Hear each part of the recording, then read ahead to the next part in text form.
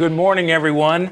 We're very happy to be with you this morning. Usually we'd be gathering in chapel at Conn Center, Dixon Center, but my name is Phil Cook. I'm pleased to be here with Dr. Conn, and we're going to do a session this morning to answer the questions you sent to us. Dr. Conn, welcome. We're glad you're here. It's usually chapel time right now. That's what we're doing. Chapel time. The reason we're doing this at 10:40 is we're trying to get students accustomed to being on the regular schedule, even though they're back home with mama, you know.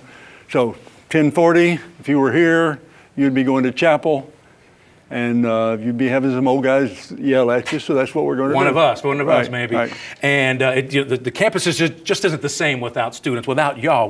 We're not glad when you're here and it's quiet, so this is a way for us to connect with you and kind of get some of that energy going while you're away. Right, and excuse me, I'm having to squint a little because, you know, the glare, Phil. It's quite bad. It's white and it's bright, that's right. So I'm debuting the bald head for the first time right here, so thanks for pointing that out. Well, we're glad you're here. So good morning. Wherever you're watching us from, students, we're so happy that you're here. And of course, we're very excited Dr. Conn's with us. So we want to answer the questions that you have sent to us. And there's a few of them. We got questions, so. All kinds of questions. Let's have at it. All right, a couple softballs for you right here. These are questions from the Lee family, Dr. Conn. First of all, does campus safety have a presence on campus right now? A student's mom or two wanted to know that. Sure. We have, yes, we do. So tell Mom out there, we have campus safety. We're fully staffed, actually. Yeah. Even though we're not meeting in groups, and even though students aren't here, we got campus safety and food services, and we're all here hard at work. Good. Well, that's good. And then, of course, the dining venues on campus. There are students, some students are on campus, and are all the dining venues available? What's our approach to feeding our students? Okay, we got to feed students. We've got a little over 300 students in our dorms right now. Now, that's out of 2,100 dormitory beds, so it's a small percentage, but still 300 students, and of course, we have to provide food for them. So our dining hall is operating, a little shorter hours, but a good menu. All of our other stuff, you know, Chick-fil-A, all that other stuff, Dunkin' Subway, Donuts, right, that stuff's not operating right now because we're kind of having to pull things back. But we got students in our dorms, and so our dining services are operating. And you might want to know why we have students in our dorm. You'll ask me that later, probably. We can ask it now. Dr. Conn, why do we have students in the dorm? You want to know why we have students in the dorm? Yes, sir. I don't know. No, actually, hey, look, we could do this, guys, two different ways. Some schools, when this coronavirus thing hit, and we're in a crisis, some schools closed their dorms, told their kids basically, sorry, find a place to stay. Yeah. Closed down dining, closed down dorms. We can understand the advantages of doing that. But we just didn't want to do that. We have lots of international students. We have lots of students who are here from long distances. They're here from California or New England. We have lots of students who have jobs here in town who have to be here. Yeah. We have nursing students who have to be here for clinicals. The point is we have about 300 students who need to be here. So we have our dorms open for them, and then of course we're providing food for them. So the students that are on campus, can they use the rec center? They can use the rec center. We have pretty much normal hours for the rec center. It's all individual activity, of course, but there's not a thing in the world to keep students from going and enjoying the rec center. Library, do they have access to the library as well? Library's up and running. Hours, once again, are a little different in the library, but yeah, library's open every day.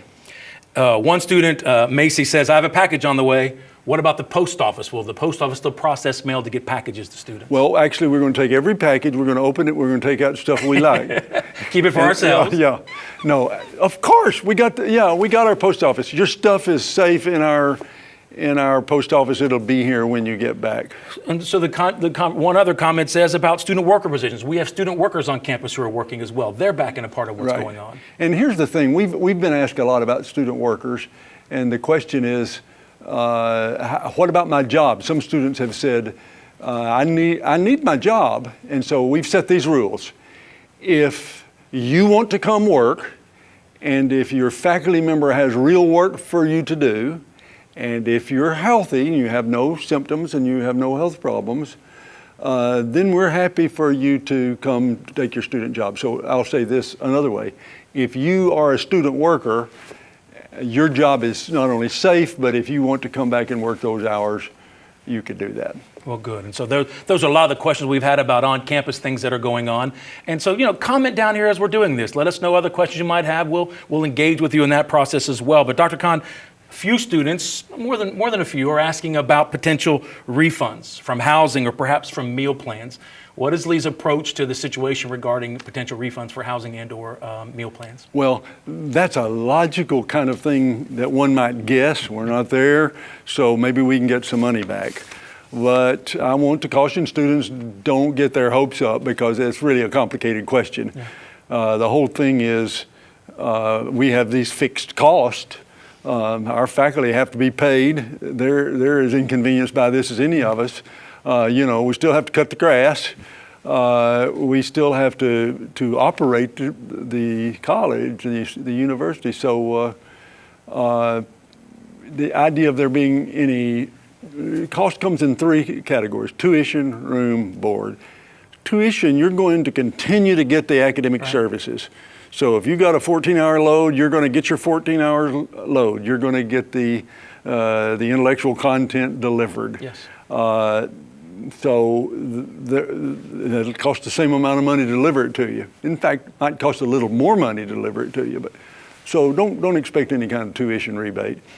Room, same thing. If you got your room, it's got your stuff in it. We certainly can't go out and re-rent your room for 2 weeks or 3 weeks to give you some of your money back. Or I could put it this way: those of you that have that you're in apartments around campus, about 2,000 students.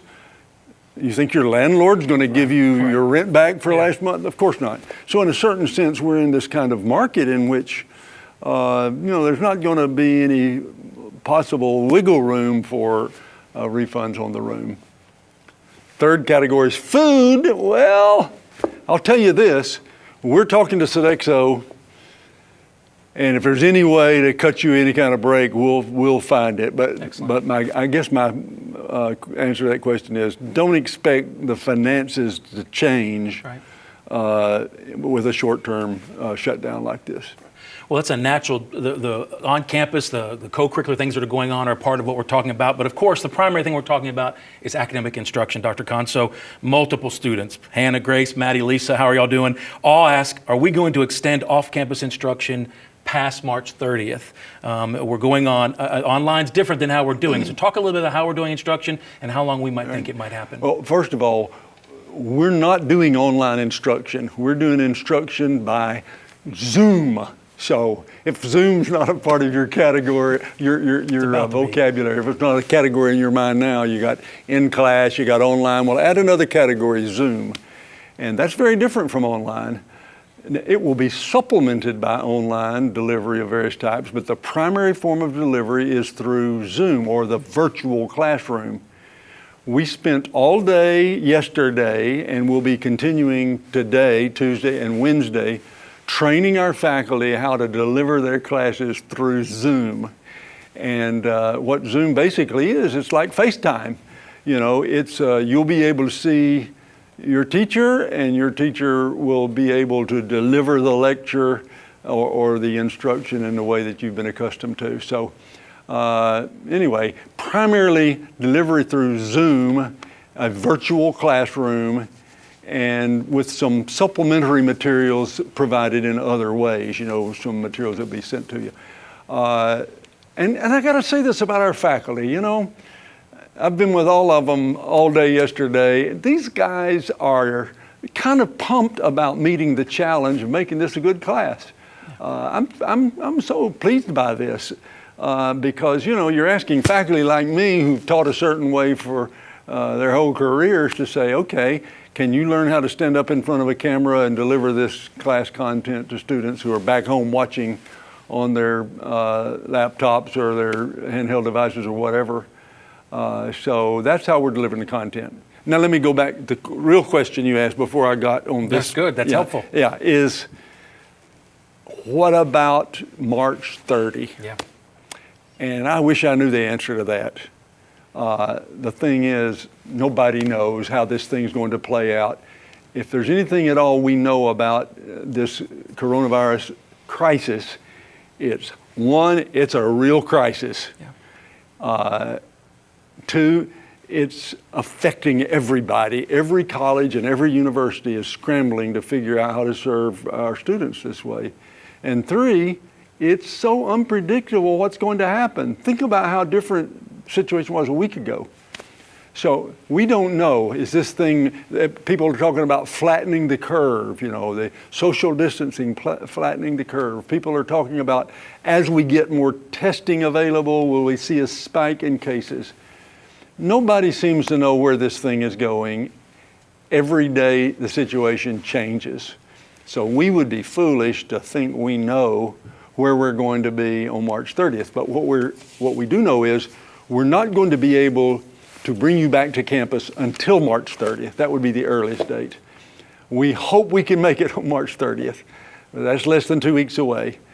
And if it turns out that we've been a little too ambitious and we need to push it back another week, that's what we'll do. So the thing to do, stay flexible and stay in touch. Yeah. And I hope I see you all back here on March 30th. We'll have a big party and welcome each other back. But if it turns out that it's later than that, then we'll deal with that as it comes. And we got to have a T-shirt. We have T-shirts for everything out there. Students, am I right? So there's got to be a T-shirt for that. A couple quick follow-ups. Wait. What is the T-shirt going to say? I don't know what we'd have to do. What should the T-shirt say? There you go. What T-shirt? If you've got a coronavirus memorial T-shirt, insignia T-shirt, what should it say? Anybody got any ideas? Anybody creative out there? Surely with all these freshmen watching, somebody's got a cool idea for a T-shirt. You send in your ideas for the T-shirt, and we will make the T-shirt. That's right. Centennial, the apocalypse a couple of years, or the eclipse rather. We've done it all. We're not afraid to have a T-shirt, students. So that's Corona apocalypse. How does that sound? Something like that. Yeah, there we go. Hey, I'll tell you something else. If you come up with the cool T-shirt idea, we'll give you credit for it. And 2 free T-shirts. There you go. No, we give everybody free T-shirts. There you go. Couple quick follow-ups about academic questions. So this is going to be teleconferencing at normal class times, not kind of online, sit it there, but we're going to approach it class time, start time. That's when students should be logging into Zoom. That's right. If they've got a class that meets at 9:10 on Tuesday and Thursday, then they need to be sitting down someplace ready to listen to that class at 9:10 Tuesday, Thursday. Now, obviously, we've been asked, well, can you store this and tape it and so that I can do it later in the day? And the answer is we don't really have the capability of doing that at this time. The technology is just not available, and there's just too many of them. Think about it. We might have 75 or 80 classes going out simultaneously, where our faculty will be in their classrooms or in their studies sending this material out. So yeah, what you need to do when we get started with this is think of your day as just as if you were on campus. Yeah. And we'd like you to be ready for that class at the regular time. When chapel time comes, we're going to have chapel. We're going to have virtual chapel. Yep. And we're going to get our chapel band in here, and we'll have a shorter chapel.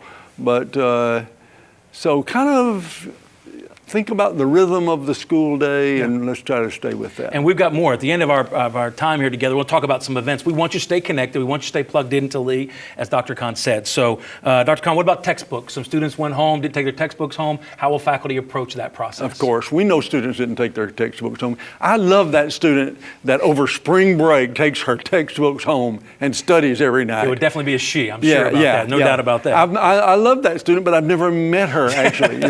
And so we know you don't have your textbooks with you unless it's just a fluke or you're just an unusually diligent person. Yeah. So in our meetings yesterday with the faculty, we reminded them of this. So some students have come rushing into town to get their textbooks if they live close by. Yeah.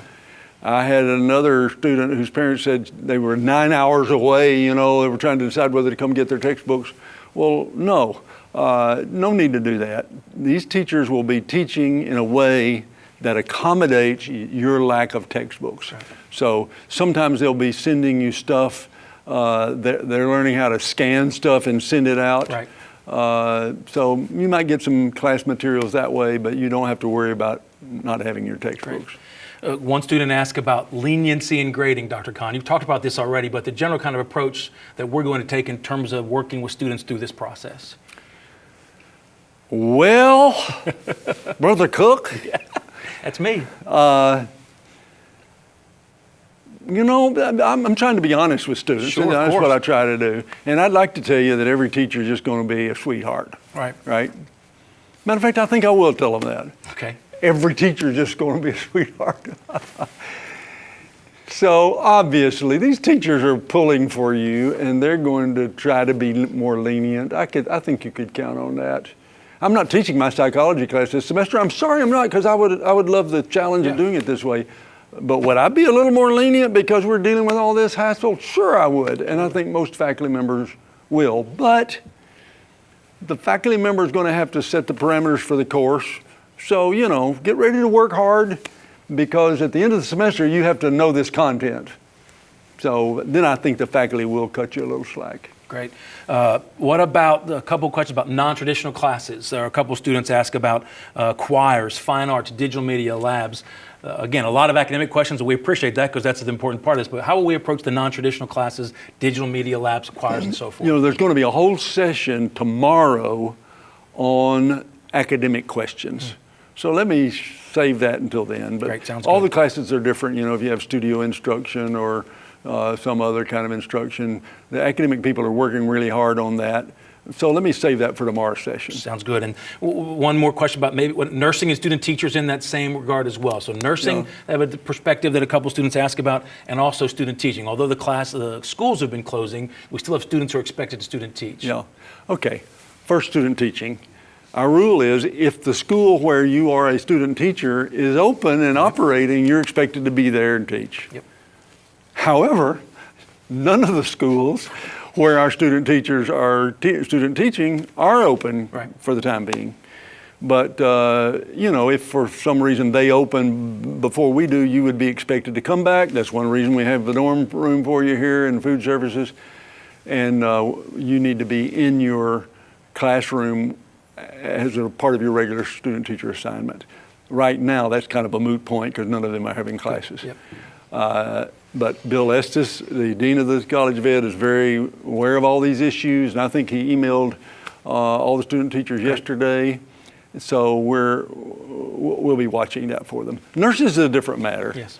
You know, I've talked with the leadership over at the School of Nursing, Sarah Campbell, the dean, and other leaders over there, and we've also sought guidance from the Accrediting Association of Schools of Nursing, the CCNE.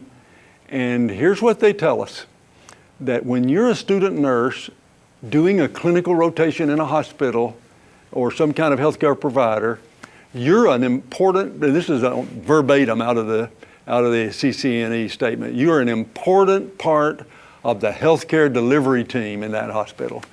So you student nurses that are doing a 12-hour shift over there somewhere in one of the hospitals, you're not just a student, you're also a nurse. You're not a completed nurse yet, but you're an important part of the team. And so you're expected to show up and deliver these services to patients. That's what nurses do. That's what makes the nursing profession so important, so tough to get into, so critical to our society. Makes it such a calling for you. You're not going to be a healthcare provider. You're already a healthcare provider. And so, as one of them explained to me, when there's some kind of physical problem, some kind of general problem of some kind of scourge in the community, or like this, a virus that's spreading, then nurses help solve the problem. Sometimes it puts them seemingly at greater risk, but you know, sick people in hospitals need your care, and it's kind of like firefighters. You know, when the fire breaks out and everybody's running from the burning building, the firefighters run into the burning building. And that's what you as student nurses do. Having said all that, let me say, clinical classes and rotations for our School of Nursing are continuing as scheduled. Once again, that's one of the reasons why we have dorms and food services open. So, hey, my hat's off to you, those of you who are student nurses. I pray for you. I hope one of these days, you know, maybe 30, 40 years from now when I'm an old man, I hope one of you will be taking care of me. So at this stage, good luck, God bless you, and keep working.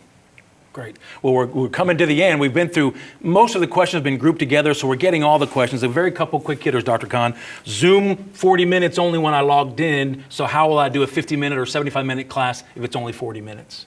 All that problem is solved, and it's going to be explained to you tomorrow. Yes.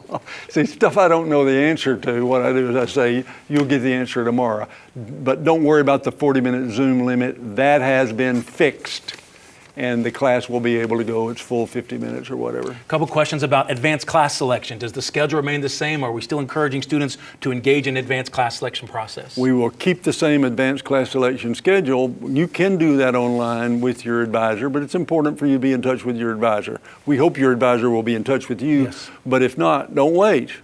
And especially, the seniors kick in early, and then the juniors, and then the sophomores. So when that window opens for advanced class selection, we'll move forward with it. And we even had a student ask about not having Wi-Fi at home. We were talking about that today. You may be able to get close to a Starbucks. You got to drop off. They're just drive-through now at Starbucks. But if you don't have Wi-Fi, we're going to have to get students to a place where they can get Wi-Fi to get access to the Zoom lectures. Well, we're almost done, but let me ask a couple questions. One student says very specifically, do you want us to come back to the dorms? Sure I do, but not in the next 2 weeks. Yes. Hey, I love students in dorms. I love students on campus. I want to see this place running over with students again. But if you're asking right now, would you prefer that we come stay in the dorm, or that we stay home? I want you to stay home. It just works better for you and for us. If you're at home with mom and dad or some other, whoever you live with, then stay home for the next couple of weeks. And get on these Zoom classrooms and let's do it this way. If you need to be here, we have a place for you. But if you don't need to be here, we recommend you stay home. One student says, several of my graduating senior friends and I are extremely terrified that we may not have a graduation ceremony. She would come sobbing to your door at the appropriate social distancing distance, she says, if I never had the opportunity to walk. What are our thoughts today, Dr. Conn, as it relates to commencement and or graduation exercises? That's what this question, the student wants to know. Commencement is not at risk. We're going to have commencement, and we're going to have it on time, Lord willing. And hey, don't worry, I love commencement. I get to put on that gown, and I get this medallion around my neck, and I watch your mom and dad, and they're so proud. Hey, I love it, it's great. So we've got between 500 and 600 of you scheduled to march in May commencement, and we expect to keep that date, Lord willing. And same would be true of the August 1st commencement. Students, you got an email asking for these questions from Dr. Jason Van Hook, and of course we want you to continue to offer questions to Dr. Van Hook. Also, of course, Dr. Conn, eager to hear from you about questions you might have, and our provost, Dr. Debbie Murray. All of those were in the email, so keep watching your email.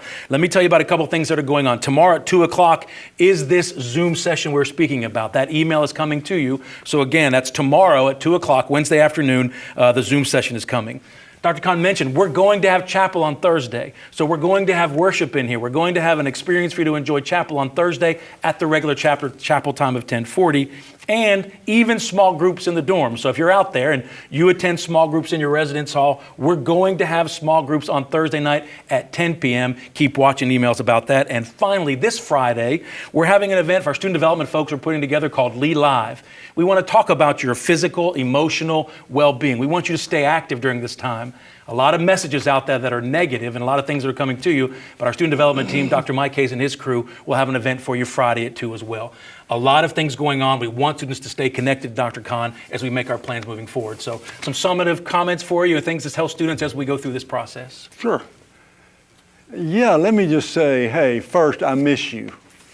I didn't take this job to sit in a TV studio and talk to Phil Cook. Come on, give me a break. What I love about my job is that I get to be on the campus with you and interact with you, and I'm really looking forward to having you back. Secondly, many people have asked about our groups who are out traveling, and I'm happy to report everybody's back home and everybody's healthy. We had about 110 students who were out on Global Perspectives trips. They were in England, Ireland, and Honduras. We had a group scheduled for Italy, and in case you knew some of the students that were going to go to Italy, they did not go to Italy. They went to England instead. So all of our global trips are back. All of our students, when they came back, came straight to our health clinic where they were screened by our nurses and doctors down there. And none of them were indicated for further coronavirus testing. And then many of our athletes were hung up on the road. We'll be talking more about athletes. We got some really interesting stories about our athletes because, as you know, the NCAA one day just closed everything down. And we had lots of athletic teams on the road for spring break. They're all back and they're all fine. Thirdly, our performing ensembles. Lots of performing ensembles out there traveling, and they're all back and they're fine. So all those students who were out traveling for school-sponsored trips, we've gotten them all back home, and they're either dispatched back to their families or somewhere, and they're all fine. A second thing I would like to say is we do have an excellent health clinic here, and they are really doing a good job screening students and staff for the COVID-19 virus. And I really am pleased with the way they're on top of things. Our physical plant staff is doing all kinds of extra cleaning, disinfecting. I think if you could hear the head of our physical plant staff talk about the things they're doing, you'd be reassured by that. So, I mean, we've got our faculty and staff, everybody's really working hard to get this place ready to welcome you back and to take care of you when you do come back. So I want you to know that we believe that this is a very serious crisis, and we're all going to remember the fall or spring semester of 2020. We're never going to forget this. It's really going to be a time that reshapes American life in many significant ways. And it's going to be a time that really challenges all of us. It's going to challenge me to keep praying for you and to try to organize the life of this school in a way that delivers quality to you, even when you're back home. Challenges our faculty to learn a new way of teaching for the next several days.